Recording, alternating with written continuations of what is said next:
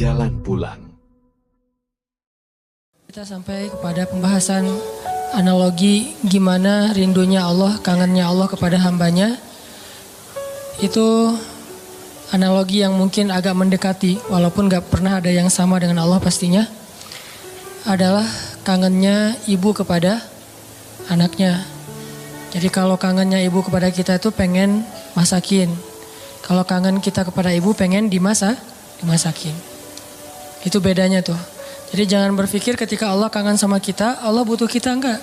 Justru Allah kangen sama kita karena pengen ngasih ke kita kebaikan-kebaikan. Allah kangen kepada pendosa bukan kangen karena dia orang soleh, enggak. Karena Allah sayang sama dia. Bukan karena, kok pendosa dikangenin. Bukan, itu mah kita yang hitung-hitungan. Makanya jangan menganalogikan Allah kayak kita. Seperti kita bilang, kan suka ada yang ngomong gini, ke Allah mah gak usah banyak minta, gak enak, mending beribadah aja. Emangnya Allah tuh akan berat kalau kita minta? Kan enggak. Justru meminta kepada Allah itu ibadah. Jadi makin banyak berdoa tuh makin banyak pahala. Karena berdoa dalam agama kita itu bagian dari ibadah. Cuman namanya bukan ibadah muqayyad. Ibadah muqayyad itu kayak sholat 5 waktu, udah jelas waktunya, jelas cara-caranya. Ibadah mutlak, arti mutlak itu lebih bebas. Kapan aja, yang dibaca bisa apa aja, bahkan kadang-kadang agak-agak capruk dikit dalam berdoa mah gak masalah ya. Kenapa dia capruk? Karena gak hafal bahasa Arabnya. Akhirnya yang didoain sebisanya dia aja, gak apa-apa semampunya. Jadi berdoa kepada Allah itu ibadah dan Allah senang banget dimintai. Sampai Allah tuh ngerasa malu kalau ada yang meminta, terus kita Allah nggak mengabulkan, Allah malu. Allah punya malu, justru Allah maha pemalu. Banyak hadis-hadis Allah pemalu kan? Di antaranya kayak hadis Nabi pas Utsman datang ke rumah Nabi dalam keadaan Nabi sakit. Pas Abu Bakar datang, Nabi nggak pakai baju atau pakai baju tapi nggak terlalu rapi gitu, biarin aja. Umar biarin aja. Begitu Utsman yang bilang salam, Nabi langsung rapi-rapi. Udah semuanya rapi baru Utsman dibukain pintu. Ditanya kok gitu-gitu amat sama Utsman? Dah kita mah gak gitu. Kata Nabi, jangankan saya, Allah aja malu kepada Utsman.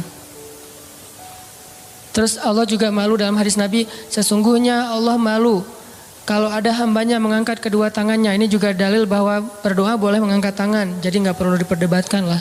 Gak angkat tangan boleh, menelunjuk juga boleh. Menelunjuk jangan pakai analogi culture manusia. Kalau culture manusia gini tuh merintah kan ya. Tapi kalau culture agama ini bukan merintah. Cuma Allah doang yang saya berharap gitu maksudnya. Doa kok gitu sih kayak merintah Allah. Enggak, ini mah pakai perasaan kita. Kalau pakai perasaan agama mah enggak gitu. Kan Nabi kadang berdoa gini. Kadang berdoa emang enggak pakai ngangkat tangan. Kapan tuh? Kayak pas naik kendaraan. Kan enggak mungkin di atas onta gini kan. Agak-agak gimana gitu. Atau pas mau makan. Nabi pas mau makan Bismillahirrahmanirrahim.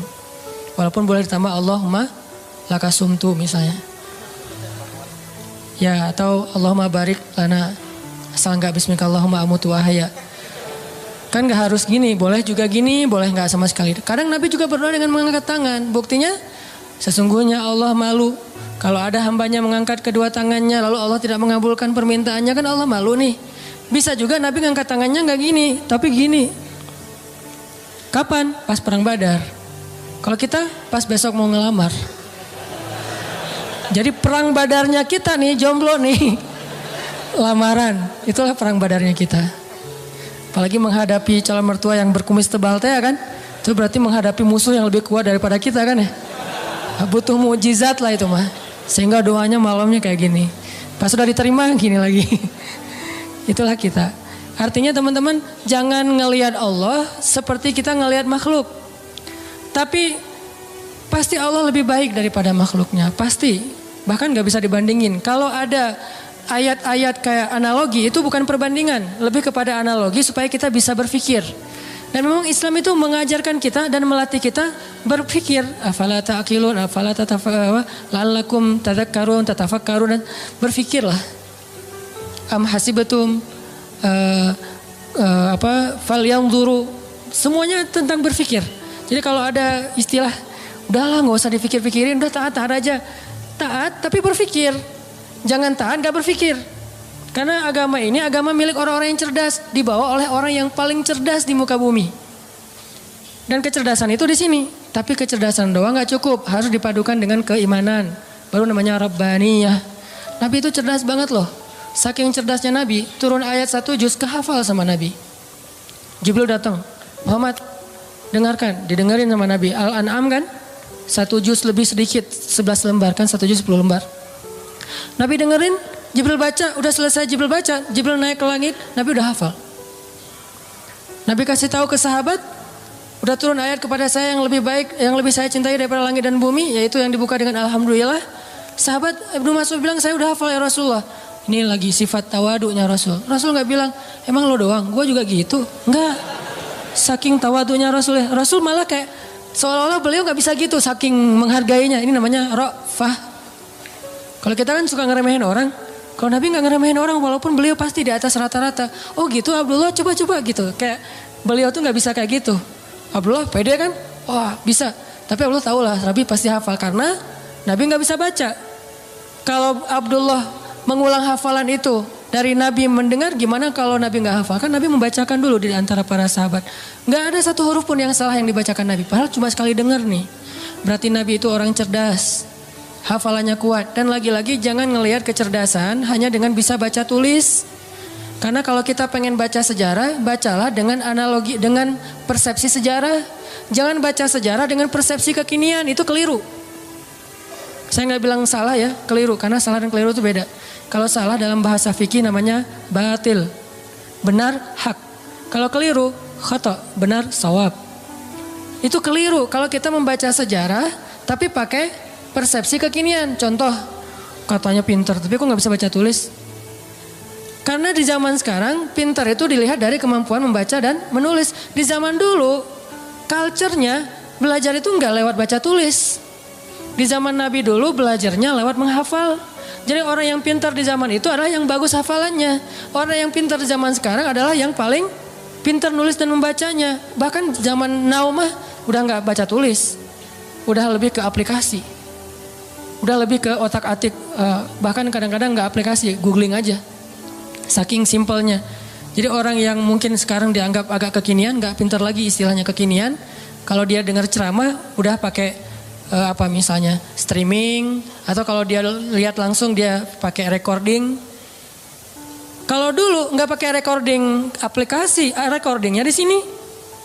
Sehingga culture, model belajar di zaman Nabi dengan zaman sekarang berbeda. Sehingga kita gak boleh menjudge sejarah dengan persepsi kekinian tuh gak boleh. Sama kayak kita menjudge Nabi menikah dengan anak di bawah umur dengan persepsi kekinian. Memang 12 tahun itu atau 11 tahun di zaman sekarang itu di bawah umur. Tapi di zaman itu coba kita baca sejarahnya lebih lengkap deh. Aisyah sebelum dilamar sama Nabi itu udah khitbahan loh. Udah jadian. Sama siapa? Sama anak seorang laki-laki yang belum beriman. Namanya anak Mut'im bin Adi. Mut'im bin Adi ini salah satu orang kafir tapi pelindung Nabi kayak Abu Talib. Setelah Abu Talib wafat yang gantiin Abu Talib itu Mut'im namanya. Mut'im bin Adi. Aisyah itu udah ditunangkan sama anaknya Mut'im. Nabi gak tahu. Nabi dapat mimpi kan. Yang dapat kain sutra dari surga gitu. Nabi datang kepada Abu Bakar bilang, ya Abu Bakar saya bermimpi melamar Aisyah anakmu. Bagaimana pendapatmu? Abu Bakar diam-diam pergi ke Mut'im. Karena Abu Bakar sendiri kalau dilamar Nabi siapa yang bisa nolak kan ya? Nabi yang ngelamar kan? Jangankan untuk Nabi, untuk siapa dulu teh? Julaibib aja diterima kan ya? Apalagi sekarang untuk Nabi nih. Akhirnya diam-diam Abu Bakar datang ke Mut'im. Angkat dong teleponnya, karena gak diangkat-angkat dari tadi teh. Pas diangkat, udah apa Abu Bakar? Ini ada masalah nih, yuk kita ketemuan. Ya udah di kafe mana? Itu dekat SM aja gitu. Ketemuan kata Abu Bakar, Mut'im ini gimana nih, saya galau berat, saya gak enak sama kamu, emang ada masalah apa, kan kita udah lama berteman, biasa aja lah gitu. Kata Abu Bakar, Muhammad kamu tahu kan? Oh ya siapa yang gak tahu, Muhammad kan ya orang yang paling mulia di Mekah, dia ngelamar Aisyah. Mut'im senyum, bukan kaget, bukan dasar tuh orang, enggak, senyum. Jadi yang bete Muhammad menikah dengan Aisyah itu justru harusnya kan Mut'im kan? Bapak calon mertuanya anak Aisyah gitu. Kenapa kita yang bete nih? Orang kita nggak ada hubungan apa-apa dengan Aisyah. Akhirnya Mut'im senyum. Terus Mut'im bilang, kata Abu Bakar, terus gimana menurut kamu ya Mut'im? Kata Mut'im, ya Abu Bakar, kalau gitu kita batalkan pertunangan anak kita. sesungguhnya Muhammad lebih layak untuk Aisyah daripada anak saya. Jadi secara culture Aisyah itu emang udah waktunya menikah di waktu itu. Tapi kalau kita ngelihatnya dari angle kekinian, itu di bawah umur. Makanya jangan menjudge sejarah dari angle kekinian. Itu nggak fair. Banyak lagi adegan-adegan sejarah. Ini yang kita belajar di Al-Azhar tuh kayak gini nih, belajar berpikir, belajar berfilosofi. Kalau orang bilang filsafat itu nggak butuh, nggak, tergantung filsafatnya. Karena ada filsafat Islamiyah, ada filsafat Gharbiyah. Kalau Gharbiyah itu Western lah, filsafat sekuler. Tapi kalau Islam juga berfilsafat, ternyata gitu ya. Baca tafsir juga butuh filsafat. Saya kalau baca Al-Quran yang ada tafsirnya atau nggak pakai tafsir, misalnya baca Quran beberapa ayat yang udah ngerti gitu ya. Subhanallah. Ketika kita berpikir tentang Al-Quran, kebayang hal yang luar biasa tentang kebesaran Allah. Itu luar biasa loh. Kayak saya pernah bilang ayat Allah tuh zatnya, kalau kita ke teman bilangnya orangnya gitu ya. Allah itu zatnya nggak enakan. Apa bukti Allah nggak enakan? Tuh buktinya tuh ayat sebelum tentang pengubahan kiblat. Allah mengatakan Raufun, dirinya tuh Rauf. Artinya Rauf itu nggak enakan. Apa wujud nggak enakan Allah? Salah satunya ayat tentang puasa. Itu Allah nggak enakan banget tuh. Mau nyuruh kita puasa aja, perintahnya satu, tapi bahasa-bahasa untuk seolah-olah memotivasi kita itu satu lembar loh. Ya ayyuhalladzina amanu kutiba alaikumusiyam. Makanya bacanya jangan ya ayyuhalladzina amanu, beda itu, beda intonasi, beda pesan. Tapi kalau kita baca ya ayyuhalladzina amanu, kan kata Nabi, bacalah Al-Quran dengan suara sedih kan, bukan dengan suara teriak.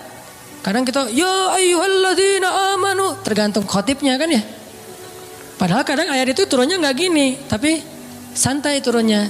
Ya ayyuhalladzina amanu kutiba alaikumusiyam.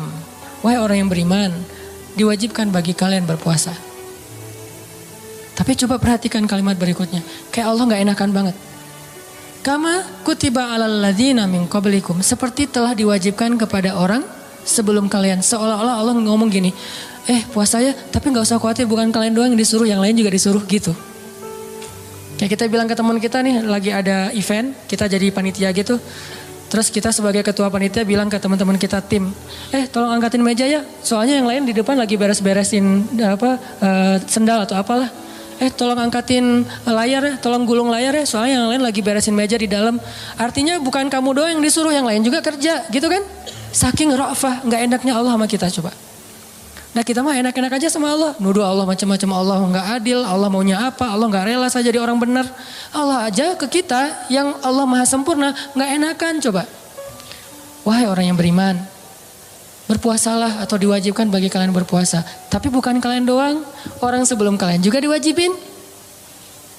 Kama kutiba alal ladzina min qablikum. Ini untuk kalian bukan untuk saya. La'allakum tattaqun, supaya kalian bisa jaga diri. Kan takwa itu menjaga, wiqayah. Bisa jaga diri. Maksud jaga diri apa Ustadz? Kan kata Nabi juga bagi para jomblo, kata Nabi kan ya.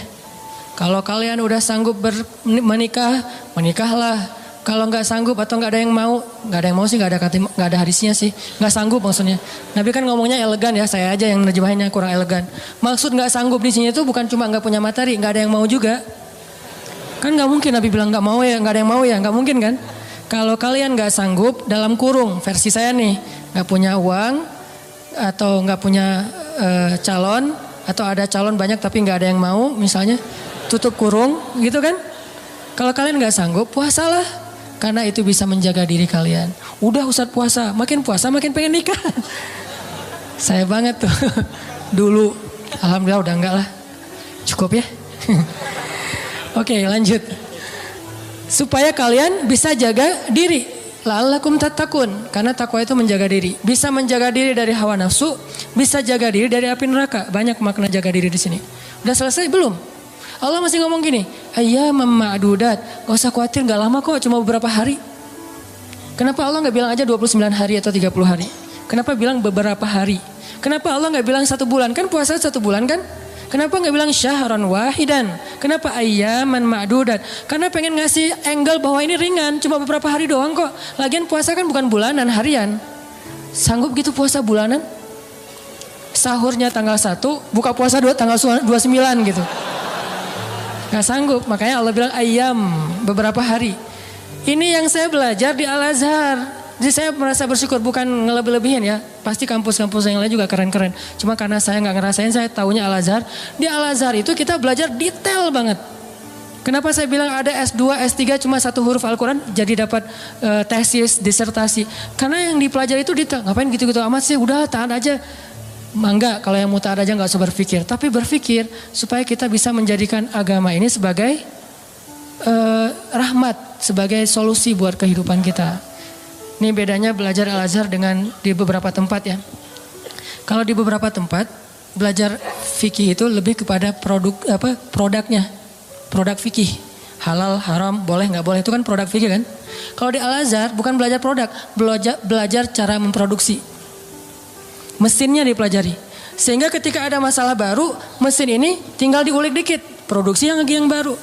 Kayak tadi misalnya bikin apa gitu, ternyata udah berubah zamannya, udah seleranya udah nggak kayak gitu lagi, akhirnya digantilah, bikin lagi yang baru. Tetap mesinnya sama, cuman dia bisa beradaptasi dengan kebutuhan pasar. Itu bedanya di Al-Azhar. Kita belajar mesin fikih.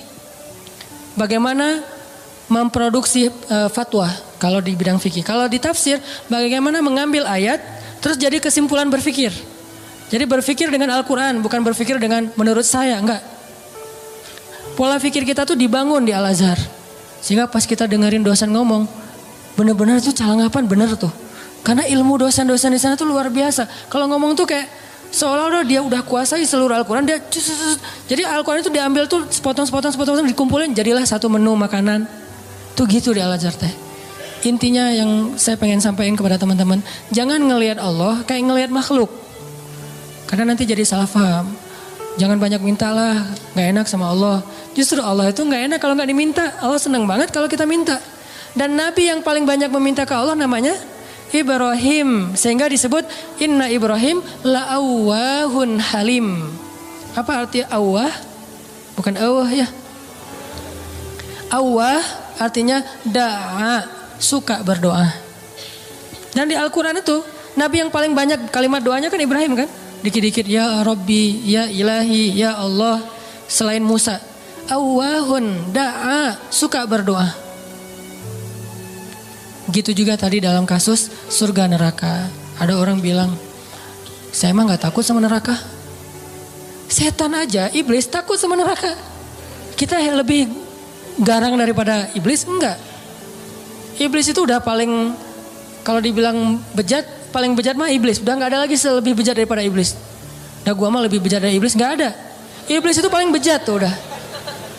Jadi kalau ada manusia gimana pun dia bejat masih kalah sama iblis. Yang paling soleh itu adalah Muhammad SAW.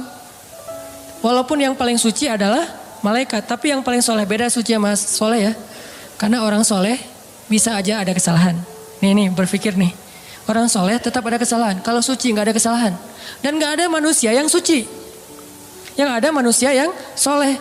Nabi bukan suci, maksum, terjaga. Kesalahan tetap ada, tapi bukan dosa. Karena Nabi tidak berbuat dosa, karena maksum.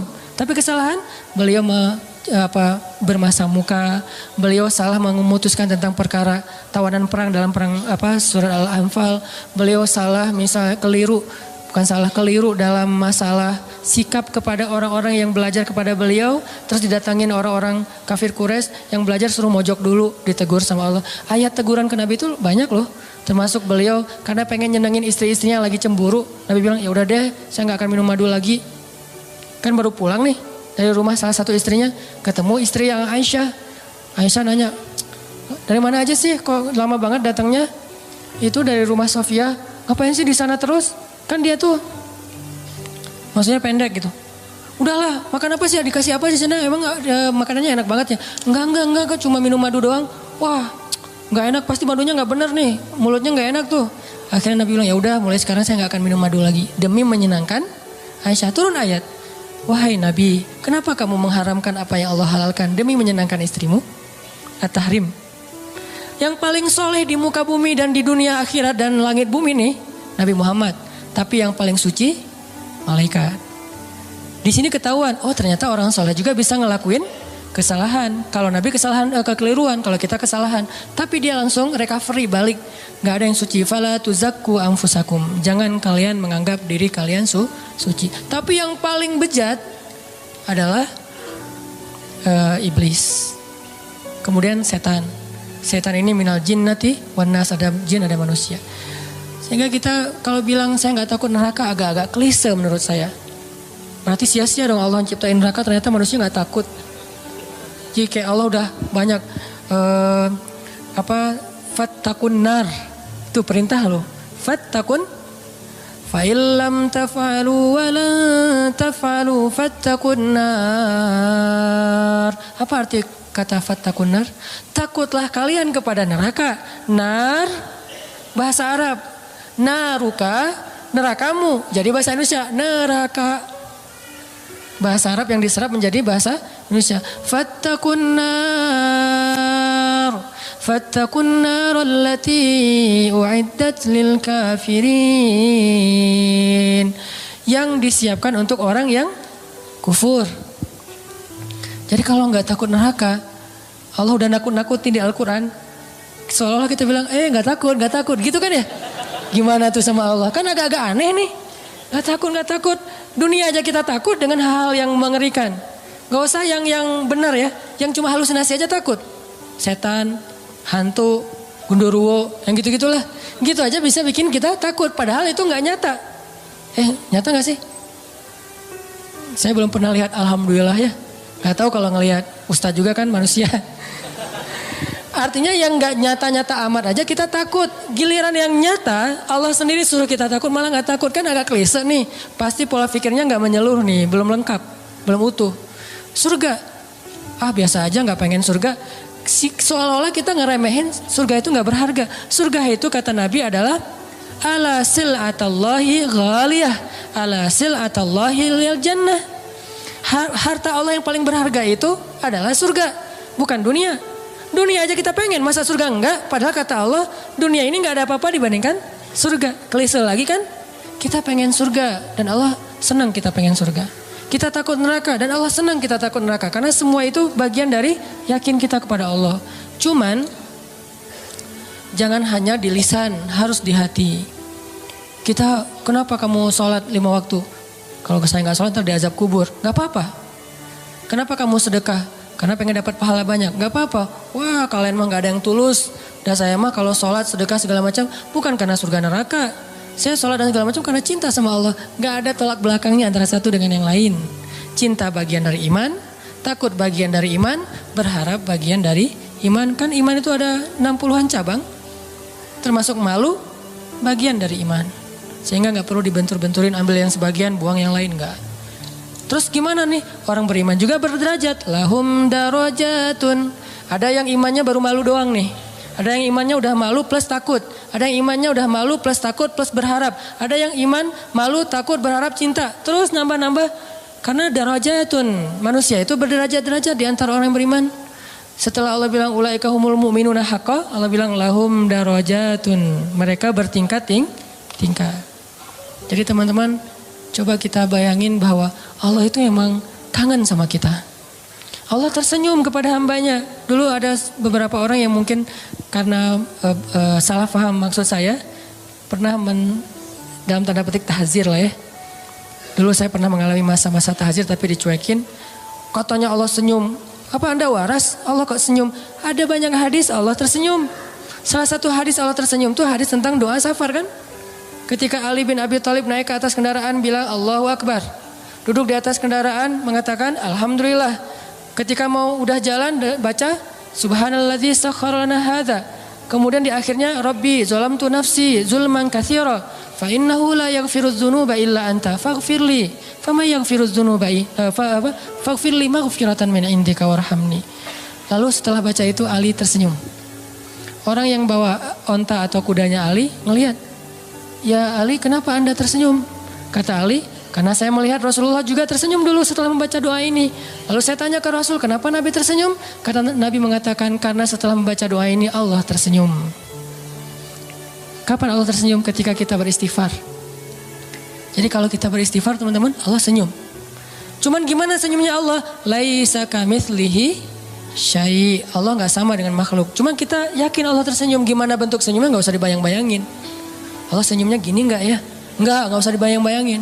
Allah senyumnya gini atau yang flat tapi banyak kelihatan gigi gitu kan, kayak emoticon gitu. Enggak lah, nggak usah dibayangin. Pokoknya senyum weh. Allah senyum artinya Allah senang. Termasuk kayak ada hambanya yang bertobat, Allah tuh bahagia. Saking bahagianya lebih daripada orang yang ketika dapatin onta yang hilang, terus dia bilang, Allah anta abdi wa ana rabbuk. Ya Allah, engkaulah hambaku dan aku Tuhanmu. Ngomongnya salah saking bahagia. Allah lebih bahagia dari orang itu terhadap orang yang bertobat. Berarti kan Allah emosional ya. Allah itu emosional. Bahagia, marah, senang, cinta, tersenyum, emosional. Cuman emosi Allah itu maha sempurna, gak seperti makhluk.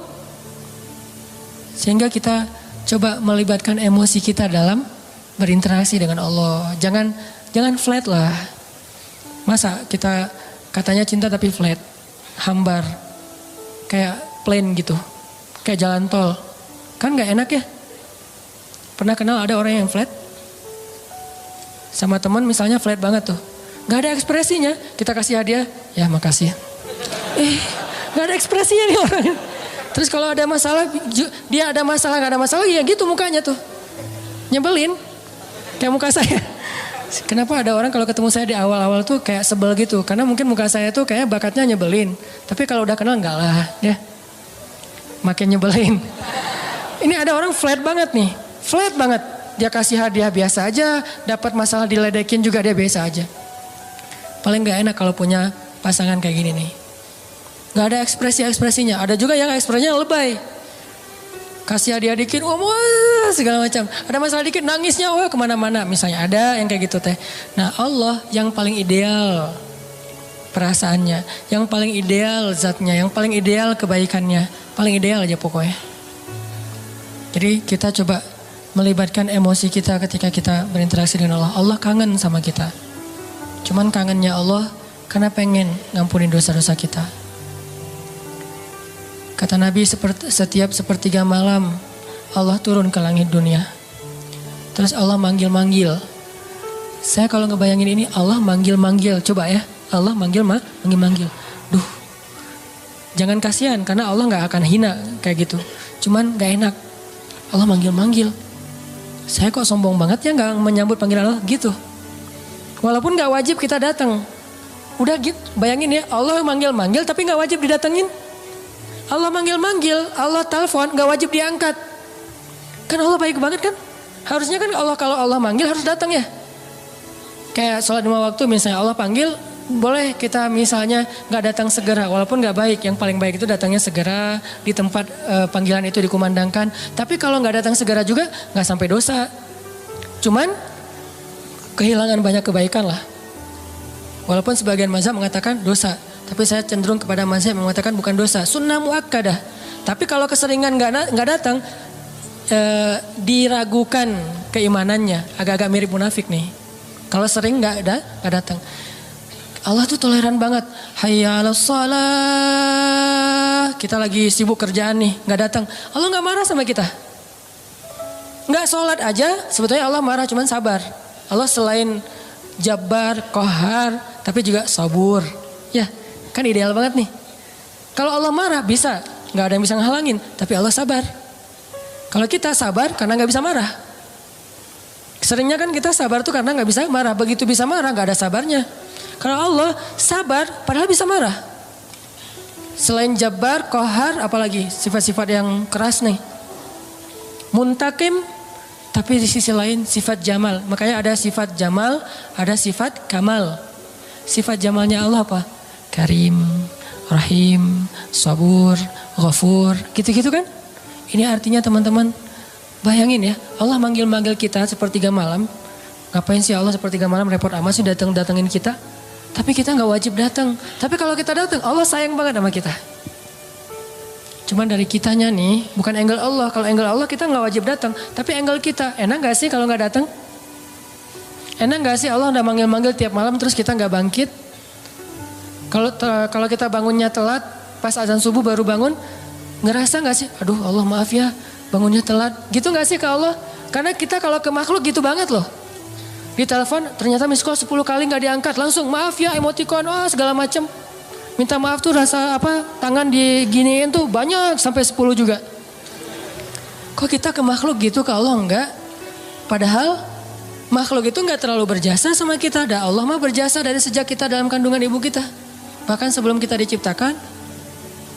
Tapi kita enggak pas bangkit dari tidur. Duh Allah maaf ya, saya bangunnya telat, astagfirullah gimana nih. Langsung wudhu datang ke masjid, minta ampun kepada Allah. Padahal kita enggak wajib datang. Ini lebih ke ngomongin emosional. Saya enggak ngomongin hukum fikih. Kalau ngomongin hukum fikih agak-agak kaku sih. Makanya di atas hukum itu ada akhlak namanya. Di atas hukum ada akhlak. Orang kalau udah akhlaknya bagus, hukum ini jadi enggak terlalu penting. Mudah ngamalin hukum tuh kalau akhlak moralnya udah kayak orang disiplin. Kan gak perlu timer lagi kan. Udah disiplin gak perlu lagi ketat.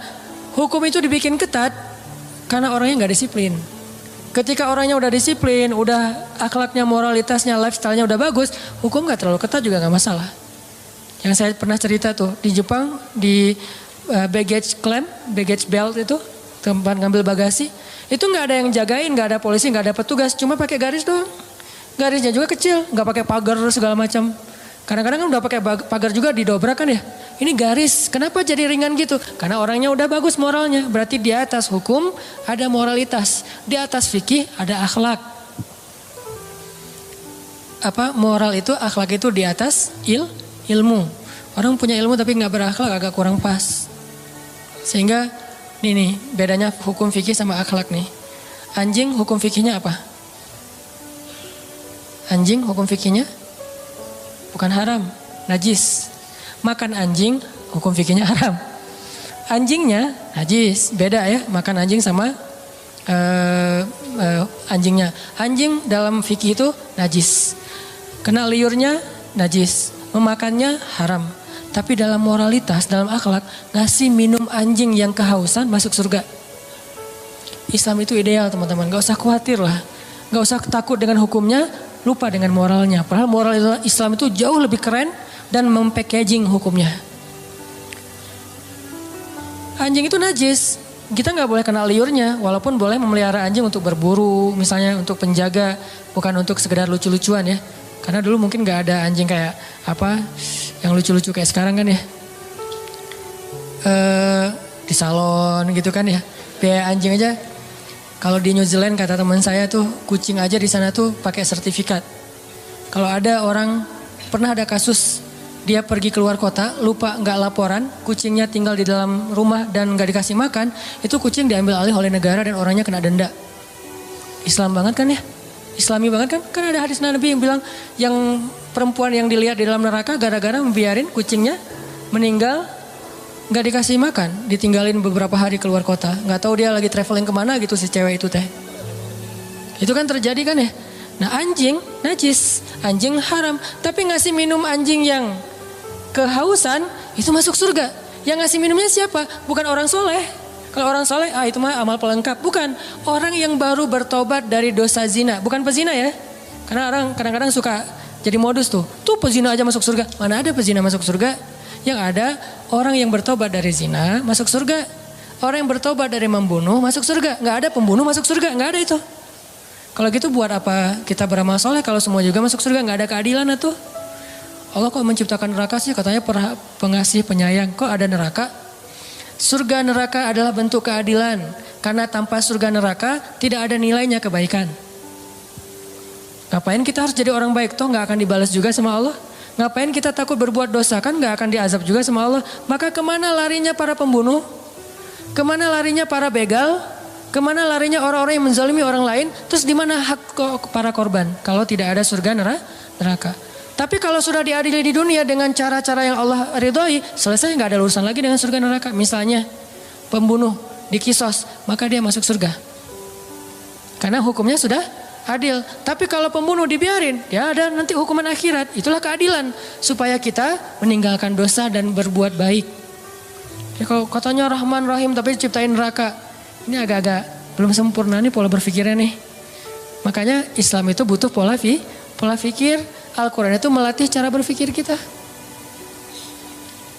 Kalau udah terbiasa kayak gini nih, malam ini yang sesi kedua agak-agak saya beratin nih. materi, lebih kepada angle berpikir, persepsi, supaya kita sebagai anak muda, saya yakin ini karena jamaah anak muda sanggup. Kalau jamaahnya udah usia sekian, mungkin saya nggak akan ngomongin pola pikir, lebih kepada ngomongin masalah sakaratul maut atau apalah. Walaupun kan kematian sama aja lah ya, semua orang juga rahasia. Tapi biasanya mah kan gitu kan ya. Kenapa di kampung sering ada tahlilan? Berarti di kampung lebih banyak orang meninggal. Karena di kampung yang tersisa orang-orang tua. Di kota kenapa jarang tahlilan? Karena masih muda-muda. Saya tinggalnya di kampung loh. Satu tinggal di kampung, satu tinggal di kota. Ya gitu aja, gak usah dijelasin. Kenapa saya milih kampung? Memang kita senang suasana di rumah saya kan belakang tuh ada kayak backyard gitu kan, ada kayak kebun kecil. Terus kita kalau sholat duha, kalau ngomong tahajud kan riya duha aja lah yang semua orang juga bisa. Duha itu di kebun. Karena salah satu hobinya Abdullah bin suaminya Asma bin Abu Bakar siapa?